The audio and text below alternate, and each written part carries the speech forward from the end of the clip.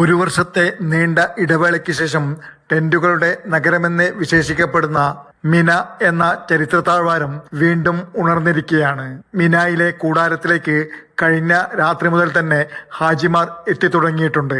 മിനായിൽ എത്തിയ ഹാജിമാർ പ്രാർത്ഥനയുമായി കൂടാരങ്ങളിൽ കഴിയുകയാണ്. മിനാ താഴ്വര പ്രാർത്ഥനകൾ കൊണ്ടും ലബ്ബൈക മന്ത്രധ്വനികൾ കൊണ്ടും സജീവമാണിപ്പോൾ.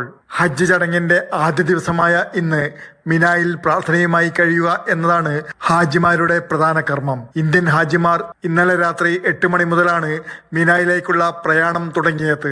യൗമു തർവിയ എന്ന ദുൽഹിജ്ജ 8 ഇന്ന് പ്രവാചകൻ മുഹമ്മദ് നബിയുടെ ചര്യ പിന്തുടർന്ന് പകലും രാത്രിയും മിനായിൽ തങ്ങുന്ന ഹാജിമാർ വ്യാഴാഴ്ച പുലർച്ചെയോടെ ഹജ്ജിന്റെ പ്രധാന കർമ്മമായ അറഫ സംഗമത്തിൽ പങ്കെടുക്കുവാനായി അറഫയിലേക്ക് നീങ്ങും. ബസ് മാർഗവും മഷായിർ മെട്രോ ട്രെയിൻ വഴിയുമാണ് ഹാജിമാർ സഞ്ചരിക്കുക.